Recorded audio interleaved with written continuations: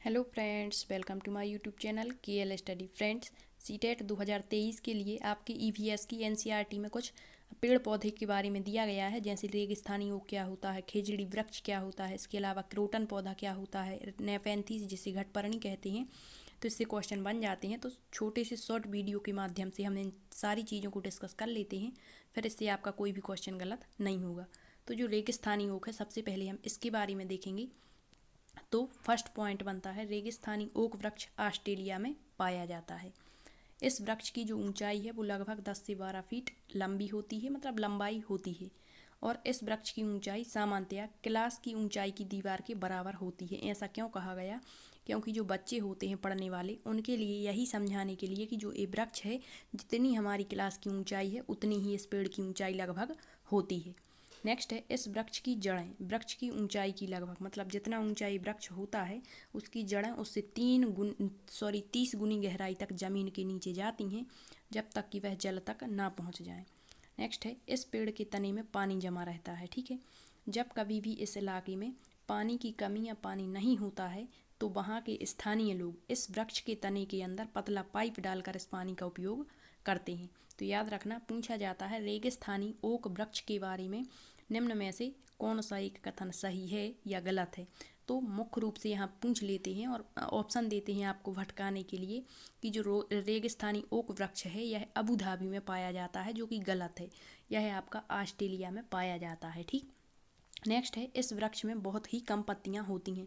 तो आपने थंबनेल में देखा होगा कि रेगिस्तानी ओक वृक्ष कैसा होता है, उसमें बिल्कुल कम पत्तियां होती हैं। ऑस्ट्रेलिया में पाया जाता है और इसकी जो जड़ें होती हैं इतनी गहराई तक जाती हैं, करीबन इसकी ऊंचाई का लगभग 30 गुनी। ठीक, इतना याद रखना। नेक्स्ट है आपका खेजड़ी वृक्ष। ये आपके एनसीईआरटी में दिए हैं। तो खेजड़ी वृक्ष के बारे में बता दें, सन 1971 ईस्वी में राजस्थान के जोधपुर में अमृता देवी बिश्नोई, सभी ने इनका नाम सुना होगा, यह खेजडली गांव में खेजड़ी वृक्षों को बचाने के लिए इन्होंने स्वयं का बलिदान किया था 363 महिलाओं के साथ में। इसमें इनकी बेटियां भी शामिल थीं। और जो खेजड़ी वृक्ष है आपको बता दें, यह रेगिस्तानी इलाकों में पाया जाता है जहां पर पानी की कमी होती है। तो भारत सरकार ने अमृता देवी बिश्नोई के सम्मान में वन्य जीव संरक्षण राष्ट्रीय पुरस्कार शुरू किया था। यह वृक्ष रेगिस्तानी इलाकों जैसे राजस्थान साइड, ठीक है, यह पाया जाता है। खेजड़ी वृक्ष बहुत ही महत्वपूर्ण है, इसके हर एक पार्ट का उपयोग किया जाता है। जैसे खेजड़ी वृक्ष की छाल दवा के काम में उपयोगी होती है। इनकी लकड़ी में कीड़े नहीं लगते हैं, इस कारण से जो हमारे घर बनाए जाते हैं मिट्टी या अन्य चीज़ों की, तो उनके ऊपर जो इनकी छतें होती हैं उस पर ये लकड़ियाँ डाली जाती हैं। क्यों? क्योंकि इसमें कीड़े नहीं लगते हैं। नेक्स्ट है, इस वृक्ष की फलियों से सब्जी बनाई जाती है। नेक्स्ट पॉइंट है, पेड़ और जानवर। हमारे मतलब जो जानवर हैं, पेड़ों मतलब इनके बिना हम रह सकते हैं इस पेड़ के बिना, लेकिन जानवर इस पेड़ के बिना नहीं रह सकते, ऐसा खेजडली गांव के बुजुर्गों का कथन हुआ करता था। और यह वृक्ष आबू धाबी में पाया जाता है, ये भी आप याद रखना। इतने पॉइंट खेजड़ी वृक्ष से याद रखने हैं आपको। ठीक है, अब आबू धाबी से क्वेश्चन बन जाता है। तो यहाँ पर जो है पानी की बहुत कमी होती है, जबकि यहाँ पेट्रोलियम के बहुत अधिक उत्पाद पाए जाते हैं। ठीक है, अब जो अबू धाबी है, यहाँ पर जो पानी है वो पेट्रोल से ज़्यादा महंगा होता है और अबू धाबी की मुद्रा होती है दिरहम। ये भी आपने याद रखना है। ठीक है, अब नेक्स्ट वृक्ष देख लेते हैं, क्रोटन पौधा। तो क्रोटन पौधा आपको संकेत देता है, क्या संकेत देता है? तो क्रोटन पौधा जमीन के बारे में उसकी दशा को हमें बताता है। क्रोटन पौधे की जड़ जमीन में गहरी नहीं जाती हैं और जब कभी भी मिट्टी सूखने लगती है किसी स्थान विशेष की, तो इसकी पौधे की पत्तियां भी सूख जाती हैं, जिससे हमें पता चल जाता है कि इस स्थान में पानी की कमी हो गई है, मिट्टी सूख गई है। तो क्रोटन पौधा हमें पानी की कमी का पता का सिग्नल देता है। नेक्स्ट है नेपेंथीस, घटपर्णी पौधा, पिचर प्लांट, कई बार पढ़ाया है। तो घटपर्णी पौधा इंडोनेशिया और ऑस्ट्रेलिया के साथ साथ भारत के मेघालय राज्य में पाया जाता है। तो क्वेश्चन यहीं से बनता है कि कौन सा एक कथन शिकारी पौधे या घटपर्णी के संबंध में गलत है।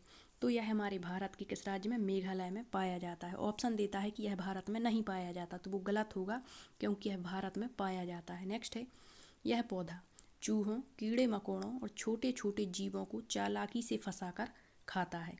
तो ये याद रखना। नेक्स्ट है, यह पौधा लंबा घड़े की आकृति का होता है और इसके ऊपर पत्तियों का ढक्कन लगा होता है। अब आपसे कहेगा ऑप्शन में कि जो नेपेंथिस है इसके ऊपर कटीली झाड़ियाँ छाई रहती हैं, जो गलत होता है। इसके ऊपर जो ढक्कन होता है वो पत्तियों का ही होता है और इससे एक विशेष प्रकार की खुशबू और सुगंध निकलती है। मोस्ट इम्पोर्टेंट ऑप्शन में कहता है घटपर्णी पौधा एक विशेष तारत्व की ध्वनि निकालता है, जो गलत है। ध्वनि नहीं निकालता, जब ध्वनि के स्थान पर ही खुशबू और सुगंध निकालता है और इसी सुगंध से आकर्षित होकर जो चूहे कीड़े मकोड़े होते हैं इसके अंदर आकर्षित होते हैं और चालाकी से यह फंसाकर उनको खा लेता है। इसके अलावा जो आपके शिकारी पौधे होते हैं वो कौन कौन से पूछ लेता है कि निम्न में से कौन सा शिकारी पौधा नहीं है। तो जो शिकारी पौधे एक तो आपका घटपर्णी जिसे नेपेंथिस या पिचर प्लांट कहते हैं। अगला होता है ड्रोसेरा, यह भी घटपर्णी जैसा ही होता है, शिकारी होता है, ठीक है। यूट्रिकुलेरिया, डायोनीमा, फ्लाई ट्रैप और बेनस, ये आपके सारे शिकारी पौधे हैं। नोट पॉइंट याद रखना, एनसीईआरटी में दिया है विष्णु चिंचलाकर, ये मध्य प्रदेश के इंदौर जिले से थे और यह सूखे पत्तों से चित्र बनाया करते थे, ठीक है। नेक्स्ट है आपका बरगद, इससे पूछ लेता है, कहता है कि वह कौन सा वृक्ष है जिसकी जो शाखाएं हैं वो इसे जड़ों की भांति आधार प्रदान करती हैं। तो बरगद पेड़, बरगद आपने देखा होगा इसकी जो जड़ें होती हैं, इसके जो तने होते हैं या जो शाखाएं वगैरह होती हैं तो वो जड़ों जैसी आकर के और इसको सहारा देती हैं, टहनियाँ निकलती हैं और बढ़ते बढ़ते ज़मीन के अंदर चली जाती हैं और यह जड़ें मजबूत खम्भों की तरह पेड़ों को सहारा देती हैं। नेक्स्ट घास का पौधा, ये भी आप याद रख लेना। तो घास का पौधा जितना ज़मीन के ऊपर होता है उतना या उससे कहीं ज़्यादा ज़मीन के अंदर भी फैला रहता है। घास की जड़ें बहुत ही मजबूत होती हैं और इन्हें खुरपी से खोदकर निकाला जाता है। अब यहाँ एक क्वेश्चन पिछली बार पूछा था कि जो कर्नाटक है, कर्नाटक राज्य में मिट्टी को नरम बनाने वाले औजार को क्या कहते हैं। तो आपको बता दें, मिट्टी को वहाँ पर नरम बनाते हैं वो औजार होता है आपका खुरपी। तो ये भी आपको याद रखना है, ठीक है। तो इतने ही पौधे आपकी एनसीईआरटी में इनका जिक्र है, तो ये आप सारे अच्छे से एक बार पढ़ लेंगे तो आपका फिर इससे कोई भी क्वेश्चन गलत नहीं होगा, ठीक है। Thank you.